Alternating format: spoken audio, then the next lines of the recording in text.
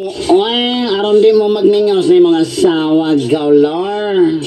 May ka? Pero kining gaw, di ba mo? Ang nagtrabaho, ang iyong mga asawa na si Veron, hindi ikaw man. Kaya naman iyong pagpanahinti sa iyo, di ba? Huwag ka na sa tingali nga, di pa mo makaanak, kay minus gastos ba? Sa bagay lagi ka. Pero laay kayo eh. Oh, panagop na lang lagi mo. Bitaw sa. Pwede ba tingali, dagkong bata na lang inyong sagopon. Aron lang namoy kauban sa inyo. Eh, kamura maghangduha sa inyo.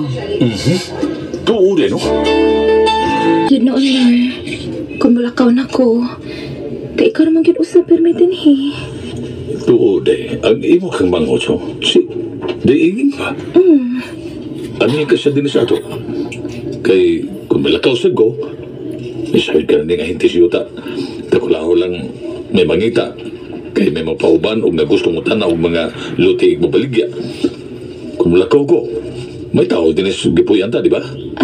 Sige. Sawayan kong storya akong manghodlar. Kana kong sugot to. Ha? Dili lang ko ati, oy. Gusto lang kung may kauban si kuya ni mo din, he. Kuntuan ako sa trabaho, anday. Kining, dawi, dili lang gid ko ati. Mahadlo kong Kuya Larry. Unsa?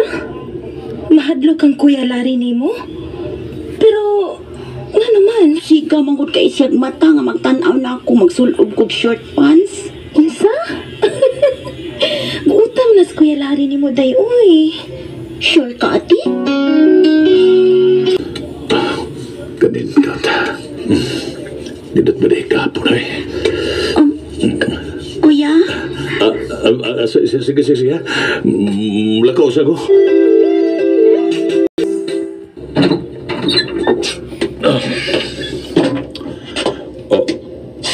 Uy. Si Inging. Daan ba ko? Sige ka nang nagigda sa sopa. Si Veron ka. Nauli na ba ka? O sigurado kang tingalin nga mong kwarto. Yun ang mapalaro ko sa sopa, be.